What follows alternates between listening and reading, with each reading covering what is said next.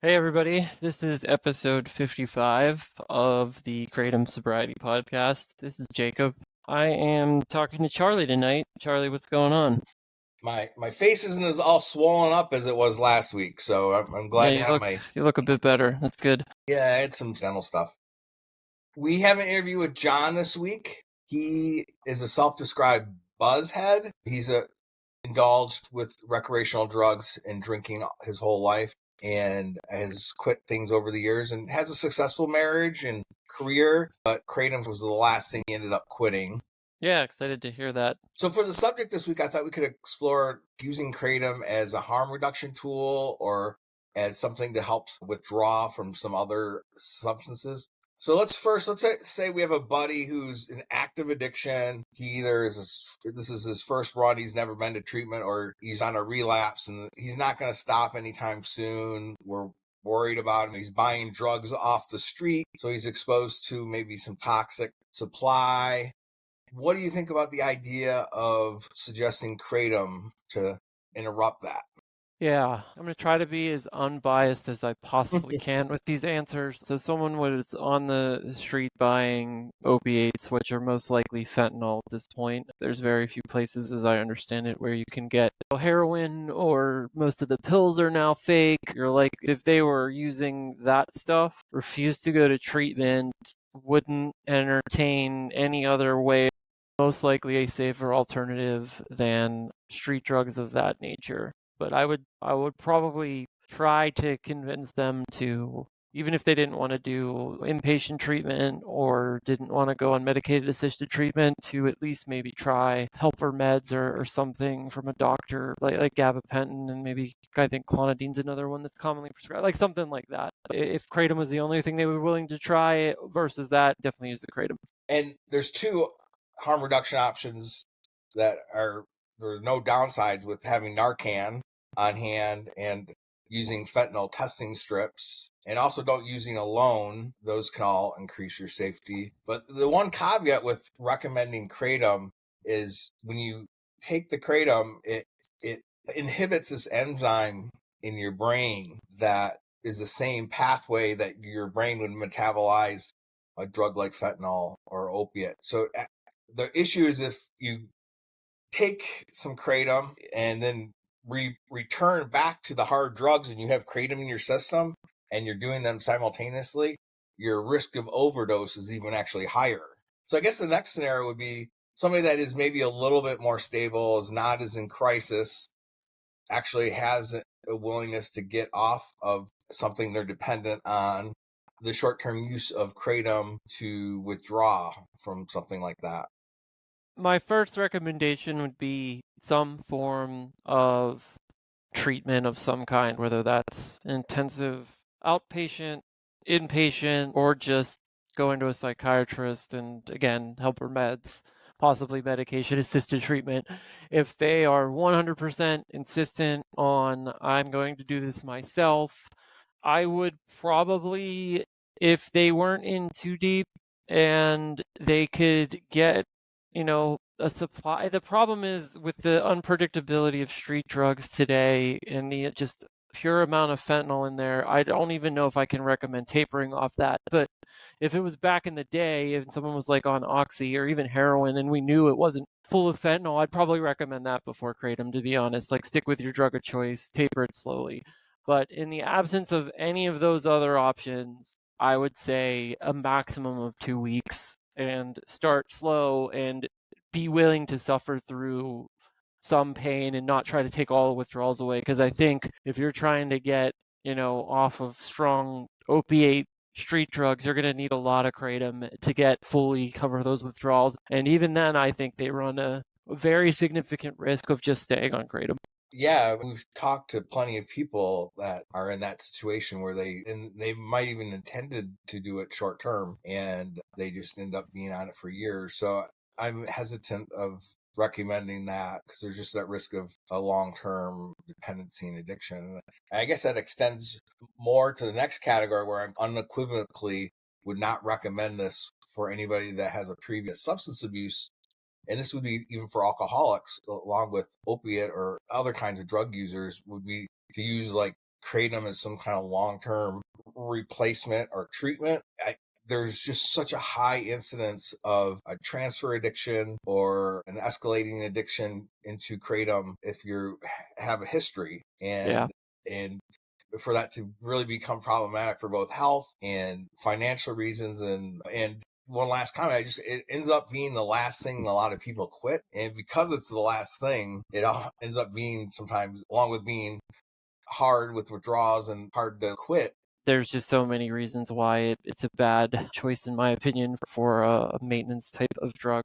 But the couple that you didn't mention that I'd mention are, I don't think we understand the long-term effects of kratom used on a daily basis at moderate dosage, and I would classify moderate dosage between, let's say, 10 and 25 grams a day, which I think is a pretty common dose for people that feel like they're not addicted but using it on a daily basis for maintenance. I just think we really don't know what those health effects are, and I couldn't honestly say if kratom is just as of a slow killer as something like alcohol is, where it takes you. Some people can drink for 30, 40, 50 years every day, and if you're on a different type of maintenance drug, an opiate blocker or a partial antagonist, you get it from a doctor, so there's another level of accountability there. With self-administering something, it is very easy to just take more. It's very easy to break rules and boundaries that you set up for yourself. And the last thing is, kratom doesn't last like hardly long enough at all for it to be an effective maintenance drug. You have to take it 4, 5, 6 times a day. Once you're on it for a long time, you can't even get a full night's of sleep without redosing in the middle of the night for most people. So I just think for all of those reasons, it's a terrible maintenance drug. And then the last suggestion you might hear in the quitting world is people suggest using kratom powder or capsules to help with the withdrawal from a more powerful product like an extract shot or a tonic. Your thoughts about using kratom in that way? That one is pretty interesting. I think that if you've already tried to quit being cold turkey and you failed, and you want to give that a go, I would say try it. The reason being is I think that you're already on kratom, so you're already addicted. There's no risk of transfer addiction. If you can do it, you can minimize the withdrawal experiences, and you could potentially get off without having to go seek professional help or go through cold turkey withdrawal. I think that I would just caution with this that make a spreadsheet or something and write down exactly what you're going to take. And if you screw that up and consistently screw it up, abandon that plan immediately and make a new plan. And I think outside of that, I would also just caution that if you are successful with that, be very careful that when those thoughts come back in your head about using, that say, don't worry, the next time it'll be just as easy to taper off it. At this point over the last year, I've heard plenty of folks where that has been a successful strategy and it worked, using a powder or a capsule to get off an extract or a cup of kratom drink. But then there's a certain number of people I've seen where then their just powder use just got out of hand, and then they just went back and forth between that. And then a certain number of people also, I've heard report that like after taking powder and maybe not really tapering and just getting stuck on powder, that powder can be a harder withdrawal for some people. All that plant matter getting coated in your stomach, where like a tonic, those products they seem to be shorter withdrawal symptoms, like 3 days, 4 days. They might be a little bit more acute, but they get over quicker. Where in general, I think powder withdrawals are more extended. Yeah, I was mostly an extract user, but there was the financial aspect of it that led me to go on powder here or there. And I would say that my experience was the withdrawals do last longer. Okay, well, that's a little bit of a longer discussion for us for our opening, but I think this would be a good time to listen to what John has to say in his interview. Sounds good.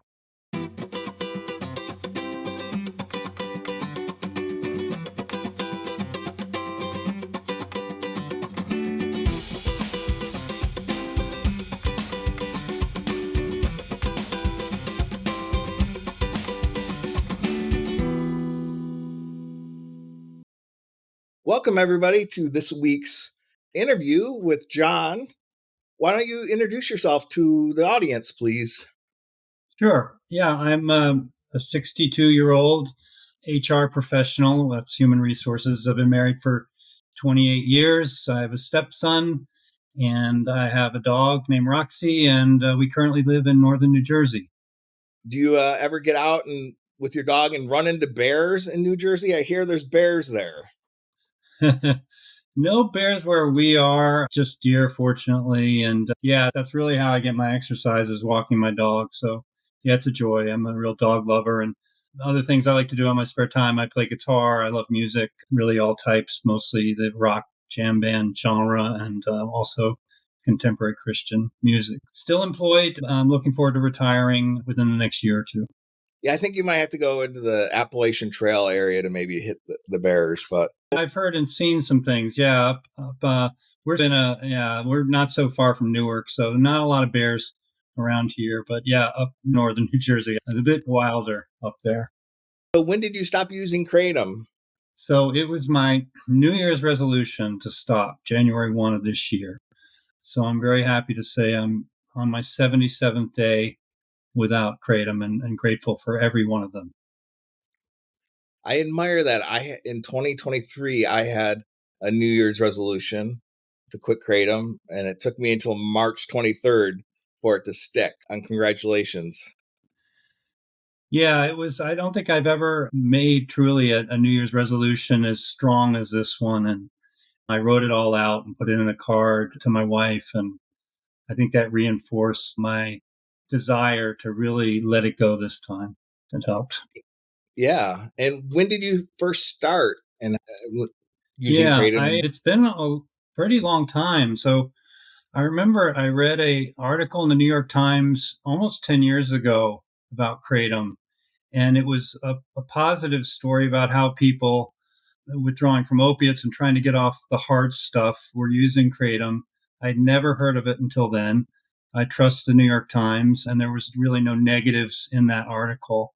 So I said, hey, I'm kind of a buzzhead. I like to try different things, and let's try this. And yeah, so it's been a while since I've been using Kratom, but then I was also drinking and also had a script for tramadol. So it was not regularly using Kratom, but it was just one of the three things that I enjoyed to get a buzz. And yeah, I loved it. Kratom, and at first, it was great. It gave me a boost. I was into the white and green veins, all powders, but again, not regularly using back then.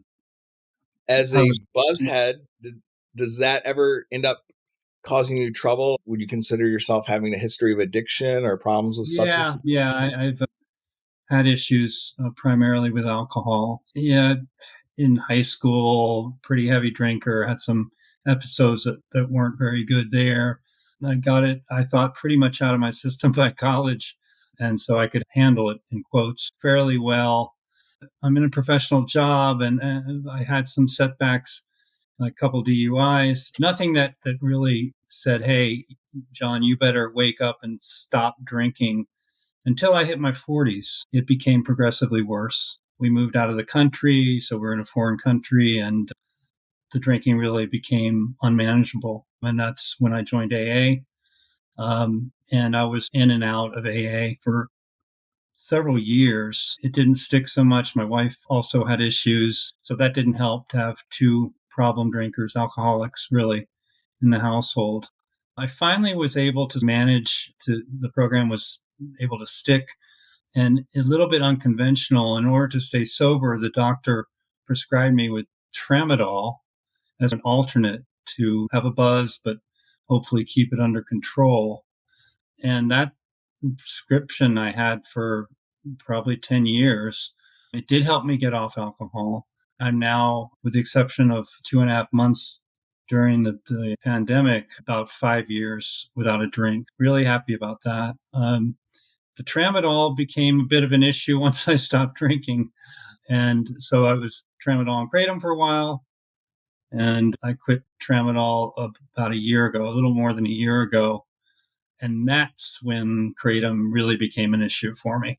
It had to be a daily thing for me. In the morning on my way to work, I'd mix up the powder in a smoothie and down that and to have the energy in the morning. And in the afternoon, I would pretty much do the same thing at work or on weekends here. So it became a regular habit. And what I found, of course, is it just became maintenance. I was just maintaining. I tried to not to increase my dosage very much because I'd read horror stories of folks who just would take it every 3 hours or have to take more and more. So I really tried to be conservative about it, but it was just something that was a daily thing. Like I had to do it or else I wouldn't feel right. Or I felt I needed it to socialize, or I needed it before we went out for an evening. I needed it before going to a concert. And I hated that feeling. And once extracts came out into the picture, both extract powders and the brand, green and blacks, that really is what put me over the edge because, yeah, they were very strong. And yeah, I got that lift, but what goes up must come down. And it became brutal for me.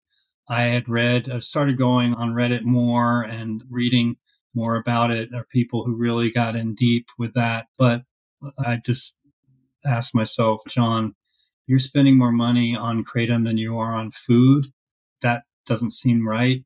I would imagine someone taking a video of me mixing up a couple teaspoons into this smoothie and drinking this sludge. Tastes awful. Having to clean it. My wife would see it. She's 3 years sober, so it's embarrassing. Imagine a video of myself trying to get open this liquid extract, not very easy to open, tastes awful. It just really became sickening for me. And I realized it, and I knew that I had to quit or should quit. And the constant lethargy after you come down, all the awful symptoms that Kratom can bring. And I think there's uncovered harmful effects of Kratom because it hasn't been studied too much that are going to become evident. I have some other health issues, and I think it compounded those other health issues. I was retaining fluids, but yet I was dehydrated. Huh. It was really a mess. And I finally said enough. Okay, that was the first time I finally said enough because I had a couple stops and starts, or starts and stops, whatever. The first time I tapered down, I was about 14 days off Kratom, so I'd got through pretty heavy withdrawals.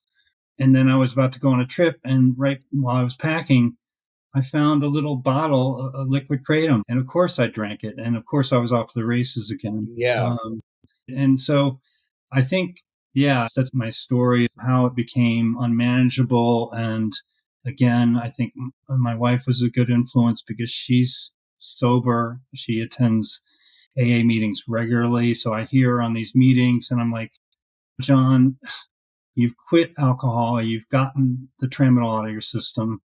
It's time to really say goodbye to Kratom, see what life's like. Now, caveat, little extra here. I do enjoy cannabis gummies, but I take pretty much a microdose as I understand it. But I enjoy that, and also nicotine gum I chew. But neither of those I have any sort of dependency on or strong feeling about. Maybe once or twice a week I'll do a gummy at most. And yeah, Nick gum is more regular, but yeah, it is what it is. Yeah. I could relate to a couple of things that you said. Yes, those extract shots, the bottles, it's so mind-numbingly difficult to open them. And why that would I just think that would be an impediment to keep buying them and the taste on top of the taste. And then I also found a honey pack in a suitcase once, and I had just attended one of the recovery meetings which I led the day before. So I because of that, I was able to flush it. But it's amazing how many good for you. people. Yeah, it was amazing. It was like a week or two in. It was amazing how many people find things, the product in their car or a suitcase or a drawer that they just. And I was pretty aware of at the end of how many my doses. I was tracking them because I didn't. So it was surprising that I found one. But when you were doing powder, how much grams were you doing at a time, and how often were you dosing? And then when you switched Yeah. over So to? the standard powder, I always order the sort of the stronger stuff. Okay. Um, and so pay a little more, get the stronger. This is before the pure powder extracts came out, I think, or I wasn't aware of them. Yeah. But I was doing a couple teaspoons compared to some of the other stories I've read. It wasn't crazy, but certainly enough to cause symptoms and cause a dependency. A couple teaspoons in the morning and in the evening too. And then the extracts, when the small extract pills came out, I do one or two of those, and then one shot in the evening. But it wasn't enough after a while. And I guess I was on the verge of getting crazy with it, maybe because of my age. And I've been through a lot with other substances. I said, this is not where you want to go. Read these stories on Reddit, listen to those sobriety podcasts.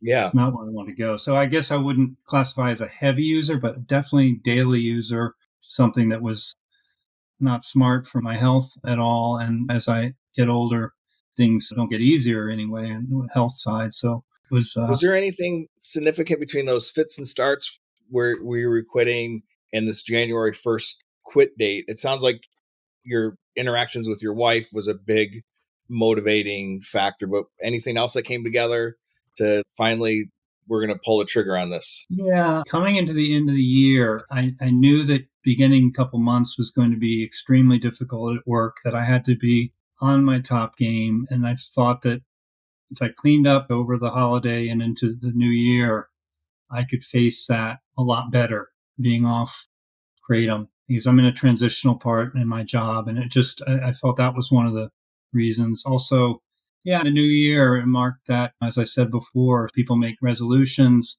Mm-hmm. And I felt, yeah, it was time. But it's not anything besides that, just like trying to get a new start with the new year, being at my best at my job, and also some other health concerns, but nothing significant. And I went and told my doctor about it, that I planned to get off, and she prescribed naltrexone, which I never needed to use. But when she said you have to wait a week before you can use it, after that, kind of said, oh gosh, I don't know if I'll ever even use these pills, because I don't know if I can stay off a week. Now that you're clean, just for the audience, the naltrexone, once it's not in your system, it's an opiate blocker. So if you took Kratom right now and you were on naltrexone, you wouldn't go into precipitated withdrawals, and it would block the euphoria from it. And some people report it reduces cravings, but that seems to vary. And Yeah, I mean, there were a couple of times I thought about taking it, and I still have it. The cravings were pretty significant, I would say, in the first couple weeks. That was the toughest time. But now I'm feeling so many positive effects that I rarely have the cravings, thank God. that's great. So yeah, how did January overall go for you?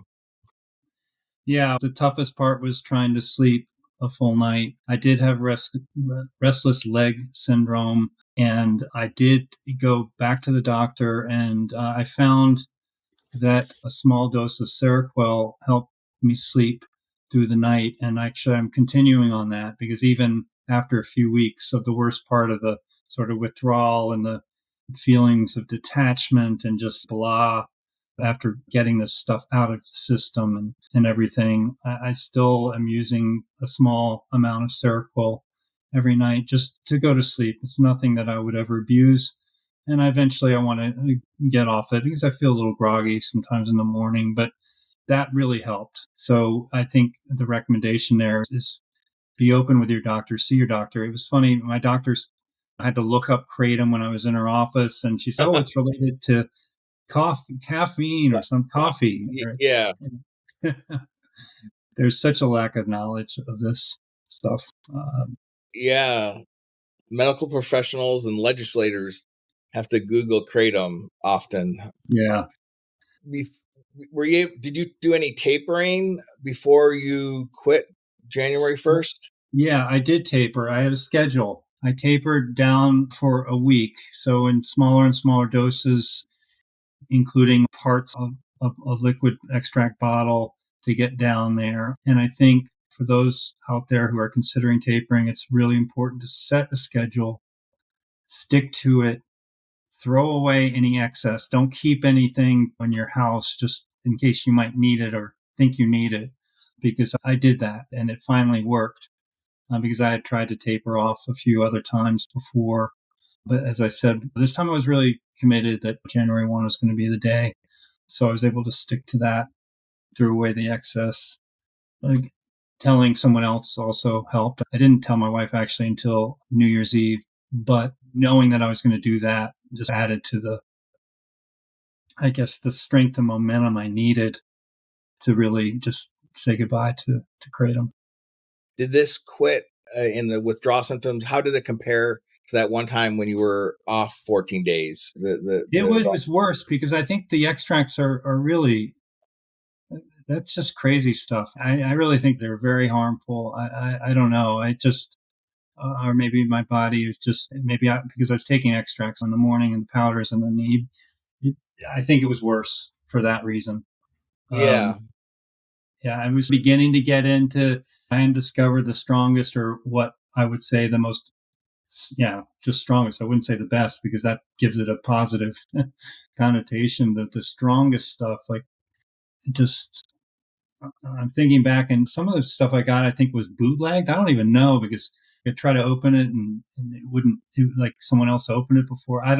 It's not regulated. I think there's people manufacturing bootleg versions. I think there's harmful stuff in there that obviously affect the system. And when you're trying to get that out of your system, the effects on your body is going to be worse. Yeah, that particular brand, I've heard some reports of it being fake product because it's such a bestseller. And even the official stuff in the Deadly Dose series in Tampa Bay Times, the third part of it was about the manufacturing process of that particular brand. And it was really dirty. And even the workers that weren't consuming it would have all these side effects by being exposed to the chemicals involved in making it. Plus, they'd have opiate withdrawal symptoms from just being in the workplace with it. So, yes. And then in terms of, I think there is some kindling between quits and, or there's it gets worse. And then many of us escalate our use between our quits. So that confounds it even more if we switch from powder to extract. So the later quits can be harder. And I can relate to your age. I think I'm about a decade younger than you, but I can't handle this stuff. My previous years when I quit, like drinking, it'd be rough, but I was younger. I could bounce back. And I'm not bouncing back like I used to. No, we're supposed to get wiser with age too. Yes. So, Yes. I feel maybe lucky and then maybe the wisdom will come. But yes, definitely. All right, let me reset here. Now that you're on this course of abstinence, what support systems do you have in place to maintain that? Yeah, so certainly this podcast is one of them. And I'm going on the Reddit Quitting Kratom just about every day and looking and adding to that and supporting fellow users or quitters in their journey. Certainly my wife is a big support system. I'm a religious person, so worship is important to me as well.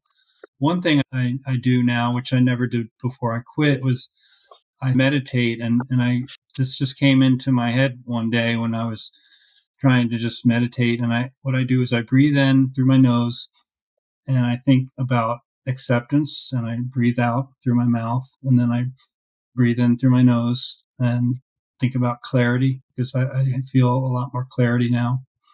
And exhale through my mouth, inhale through my nose, think about gratitude, exhale through my mouth, and then inhale finally and think about grace, and exhale. And just those 4 words, acceptance, clarity, gratitude, and grace, it just seems to fit the journey I'm on right now and how I feel. And that helps. That really helps, just to take some time to breathe in and breathe out. So maybe a listener out there will grab onto that. Maybe not necessarily those terms or those words, but the words that mean something to them and their sobriety.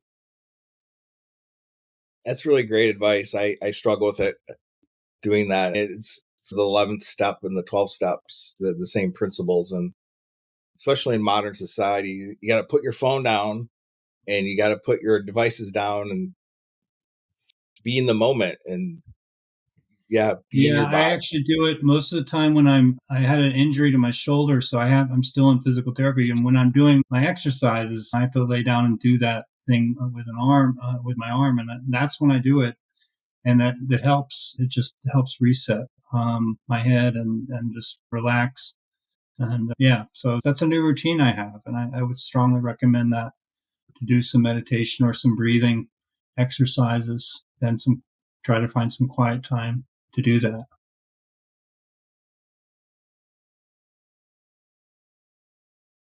Was there anything that you did that was very helpful in addressing some of your withdrawal symptoms? I know the Seroquel was help sleep, but anything else that you did? I didn't. I had to grit my teeth and get through it. I think compared to others that I've read about, the withdrawal symptoms I had were not as severe because I wasn't at those real high dose levels, although I am older. But it was the lack of sleep that really got me. And I really am very thankful for that medication that I'm on still, because I think people need to sleep. Even if it's medicated sleep, it's better than just the restless waking up and staying up. And yeah. So there's nothing else that I didn't do I've read about vitamin C and other things. I didn't get into that, but I'm sure they're helpful. Probably are some other things that people can take to help them through the physical withdrawals. Yeah, I know some people are hesitant to use a prescription from a doctor or even a low dose gummy to help sleep. You're so frustrated, you want to just get off all this stuff and you cold turkey, and then you can't sleep or you have other really bad symptoms. And I think it's okay to use professionals and use other tools as long as you're not using them, abusing them in an addictive way. I'm leery of getting dependent on something else. If you're mindful, I think you should let yourself like not suffer.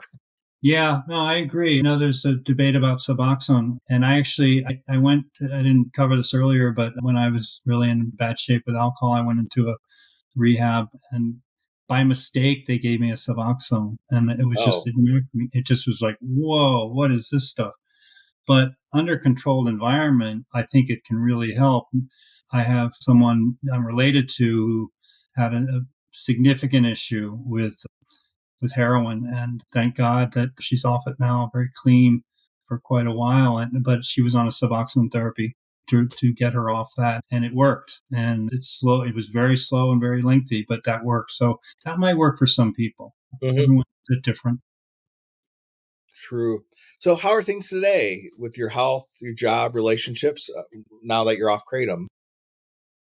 Yeah, things are really going well. Music sounds amazing. I'm more engaged with everything. I feel better about myself. I feel I'm enjoying life's little moments more than I ever have.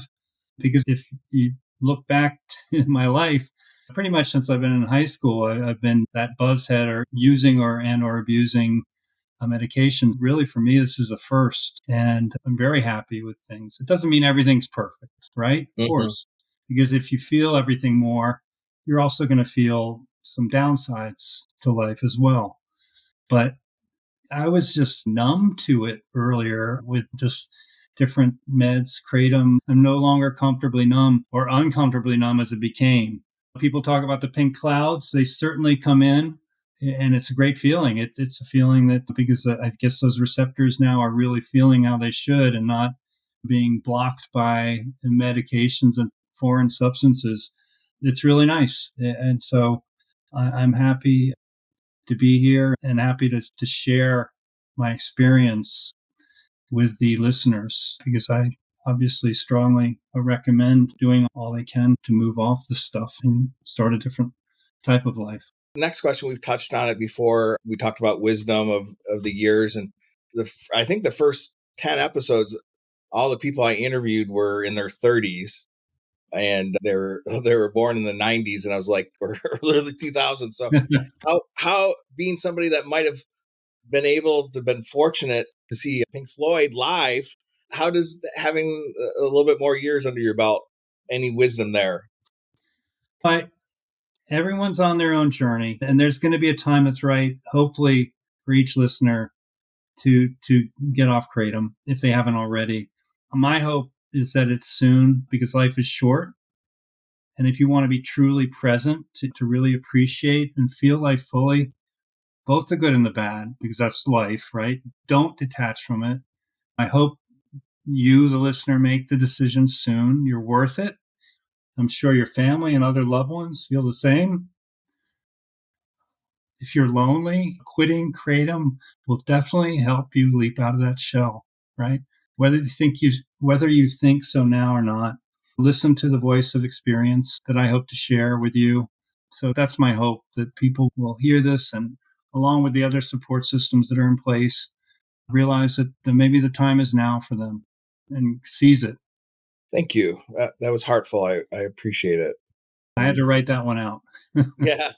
I know music brings a lot of joy to you. Can you tell us more about your interests with music? Yeah, so I was a teenager in the 70s. I saw some of the biggest bands when they were all together. Now, I didn't see Pink Floyd, but Led Zeppelin I saw in concert, Grateful Dead, the Rolling Stones, Tom Petty. This is back in the 70s. So those were great. I grew up in the Philadelphia area, a big rock and roll town. Yeah, that genre is called classic rock, but I'm discovering new bands now. There's a band called Goose that I really like. I don't know if you've heard of them. It's a jam band. Jason Isbell is a really good performer, more of a rock country-ish with a country tinge. Yeah, I play guitar. I play regularly in church, contemporary Christian music. I get a lot of joy out of music, and that's really, I wouldn't say my hobby. It's my passion. Still go to a bunch of concerts, and yeah, that's what I enjoy doing for sure. Yeah, I'm familiar with Goose. Just he's collaborated or he sat in some sessions with Bob Weir. So I didn't see the Grateful Dead until 1990. I was a little bit of a touch head. What was your first concert for the Dead? Yeah, in this, I think it was 78, Philly Spectrum. So I saw them about 30 times with Jerry over the years. I never really followed them around, but they were one of my favorite bands. And yeah, just really good shows in the 80s. And yeah, I hope to go to the Sphere and see Dead and Company. I'm working on that with my stepbrother. It's not the same, but John Mayer has really, I think, lifted them back up into some really great music. And yeah, old Bobby, Yeah. he's still got a lot of energy, and yeah, I love it. I just love it, and they're spawning all sorts of other bands and cover bands. Yeah, it's great. I'm grateful for them. I splurged and went to the Gorge last summer, 2 shows, and they were Oh, really playing great. together. Yeah, I heard Yeah, about that. Yeah, it's a beautiful place. I've never been there. it was a destination. Well, I I caught did. a Keith and Donna show. That was my first one, but that was beautiful. I'll never forget. They opened with Jack Straw. It was a Sunday evening show, but it was just beautiful. I do remember Yeah. that, a moment. Back to the subject at hand, we got 3 or 4 more questions. What is your top tip for someone getting ready to quit Kratom? Top tip I would say is make sure you're committed and really develop a schedule if you're going to taper, and tell someone else. It's important to do that. I would say see a doctor. Let them know what's going on. They might be able to, if they can't help you immediately with something, like in my situation, they did help. And keep close to this community. Listen to all the podcasts you can. Get on the Quitting Kratom Reddit and contribute. And yeah, stick with it. Since you're a Redditor, is there, being in that forum, I was very active there the first 3 months, but I haven't recently. But is there like a reoccurring theme or question that just seems really common that you see from the subreddit? Huge mix. I don't really have a good answer to that question. There Yeah. are some really sad and very desperate cases. And I just hope and pray that they get what support they came for, because it's sad to see some of these cases. And you do see 10 to 15 people reply to their post, and all very supportive, which is great, and all offering good advice. But if someone's in that desperate a situation, is that enough for them? Probably not. But maybe it's that little spark that helps them through the day or whatever. And then you see people just who have been sober for a year or two posting on clean for a year. So it's a huge mix, but a lot of support. And I'm actually surprised there aren't more people posting on it. But yeah, I try to throw a post or no, I don't post so much, but I respond to people and give them support. Yeah, it's a great way to be of service. I found it helpful too. And I think part of the reason I withdrew a little bit was some of those horror cases, because you just don't know how to help them. No, and that's hard because you feel helpless, right? And to Yeah. help them, it's tough to read some of those things. And then usually it's a mixture. It's not just Kratom. It's Yes, exactly. Yeah. And a lot of our guests, some of us have mental health issues. Some of us are probably substance abuse addicted. Some of us have trauma, but definitely Kratom for people like us is going to make it better. If you could send yourself a note in a year in March 2025, what would you tell yourself? Dear John, I'm so proud of you. 14 months off Kratom. Wow, you really made it this time. And the future's bright, and congratulations. I don't know what else to say. In March 20, enjoy your retirement. Because I plan on retiring by then. Excellent. Do you have any questions for me? I'm curious about how you got started in this and how you really created this. I know there's two others that are primary in this venture, right? This sobriety podcast. Decima and Jacob. And I interviewed them in the teens episodes, and then they came on board and have been on since the last 30 episodes. One thing unique about my experience with Kratom was it was completely offline. I did not Google Kratom. I just went into a vape shop one time. I think I was like for CBD or something. And I didn't use it daily at first. I used it like once a month. And actually the first time I was some capsules and I didn't feel it. And my first impression was, oh, this is like a supplement that's overhyped again. It just didn't really make a difference. So when I started using the extracts, and at first it was the pills, and then I started using the shots. At first I started using it to go to the gym. I actually changed my behavior. I joined a local CrossFit gym, and being 50, I lost some weight. I liked it too. It suppressed my appetite. I lost some weight, and I've actually gained some weight since then because without the suppressant, and I haven't been exercising like I want to. And I ran 4 or 5Ks the fall of 2022. But what happened during that time was I started using it daily.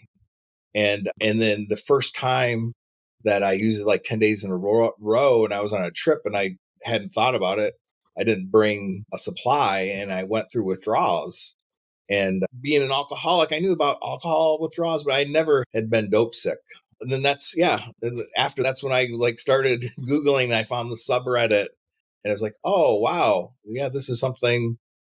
And then I had an incredible hard time quitting. I was pretty motivated, and I would quit and go a week and I'd relapse. And I did that 4 or 5 times, and I found it very demoralizing because I was sober for 3 years. And like I said, my New Year's resolution didn't stick. So by March, I was pretty desperate. And Decima and Jacob, they were listeners, and then they just contacted you, and yeah. The interviews went well. Decima runs the Facebook group, Quitting Kratom Support. I'm not on Facebook, so I don't. Yeah. I was not on Facebook since 2015. And because of the podcast, I got back on. And almost every other day, I'm regretting that. Yeah. And they've been great team members. I'm so grateful for them. They have a different perspective than me, and it splits the work into a third, and it's helped making it more sustainable being a one-person shop. So, yep. That's great. Thank you, Charlie, really, for everything that you're doing. And this is helpful. This is helpful for me. I'm just looking forward to hearing the episode. Hopefully you won't have to spend too much time editing. The joy of, since I started, there's AI tools now, and it does most of the work now, other than from my butchering of words and sentences. I have to hand edit that. And thanks for listening and sharing your perspective. My pleasure. Really, it is. Charlie, all the best. Same to you. Thank you.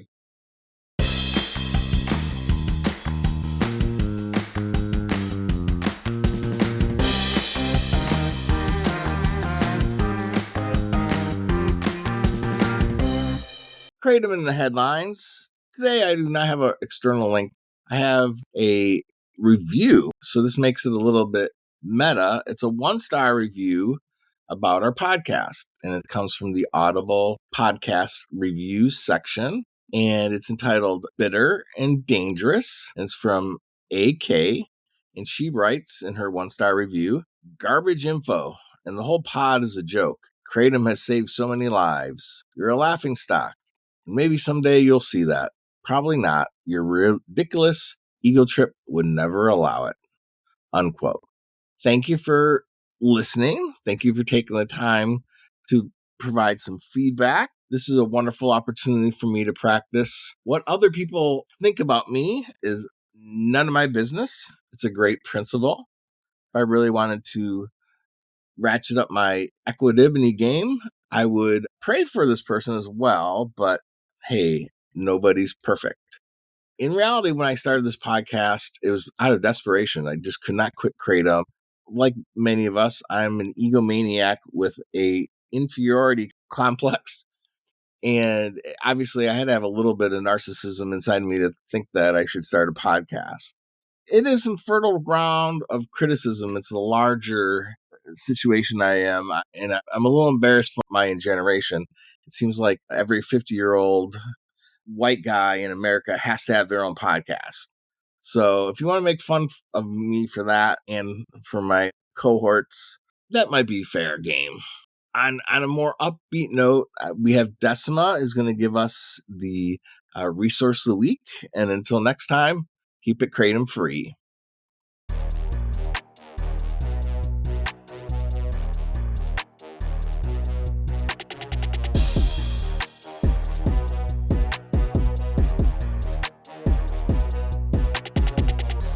Greetings, my wonderful April Fool's friends. I hope everybody is enjoying the sunshine and weather as it becomes lovelier and lovelier. Spring has sprung, and along with the rebirth of Mother Earth, she also brings promises of new beginnings. What a perfect time to finally make that jump that you have been dreaming about and putting off for so long. What better way to celebrate this new beginning than to finally be reborn as your true self, which is a healing and divine human being that does not need Kratom to survive and thrive. How exciting. So for those of you who are embarking on this new journey, one of the first battles that you are going to encounter is going to be with your cravings. So let's talk a little bit about the things that I and others have found most helpful when it comes to dealing with these cravings. I've broken this down into 3 categories. The first of these 3 categories being completely natural ways to deal with cravings that do not include supplements, substances, or medications of any kind. Within this category are going to be things like distraction. This was one of the most helpful methods of dealing with cravings for me. You're going to want to distract yourself from the thoughts of using by immersing your mind fully into thoughts of something else. This can be anything from binge watching a series on Netflix, reading those books that have been collecting dust on the bookshelf, digging in your garden, and even exercise if your energy level will allow. One of the tips that we widely share within the Kratom recovery community is that when you feel a craving coming on, whatever it is that you're doing in that moment, do something else that requires engaging your mind and thoughts. Another thing you can do is use your support system. Make sure you have a support buddy. And when you feel those cravings coming on, reach out to that support buddy and tell them. If you don't have a support buddy, find someone you can tell, even if it's in a group chat, an online forum, or social media of some kind where you can connect with others who are in Kratom recovery. We strongly believe that when we tell someone, that just putting it into words and putting it out there takes so much power away from the craving. Last, if you find yourself completely consumed with the thoughts of using and just cannot shake them, go ahead and sit with those thoughts. But let's be real about it. Don't lie to yourself. Play the tape through and really think about it. what would it feel like to use? Really? You're obviously trying to quit Kratom because your life has become unmanageable because of it. So it probably really doesn't feel good anymore, does it? The truth is that if you used it, wouldn't feel good at all. You would feel miserable. You'd be consumed with guilt and you'd still feel stuck, and you deserve better than that. So really think about it. So next category I want to talk about is going to be natural supplements.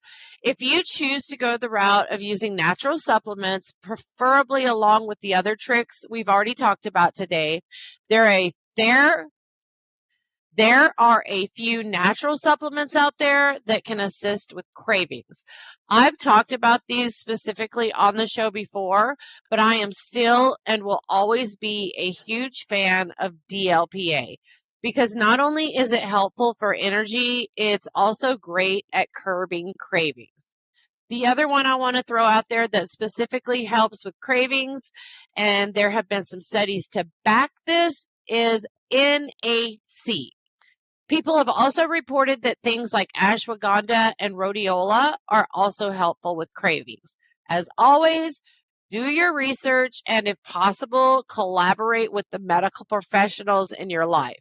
Speaking of medical professionals, that brings me to number 3, and that is prescription medications. This goes without saying, you're going to need to get these from your doctor, but the medication that is specifically prescribed for opioid cravings is called naltrexone. Naltrexone is available as a daily pill form or in a monthly injection called withdrawal. Finally, some may see this as a last resort. Some may disagree with this.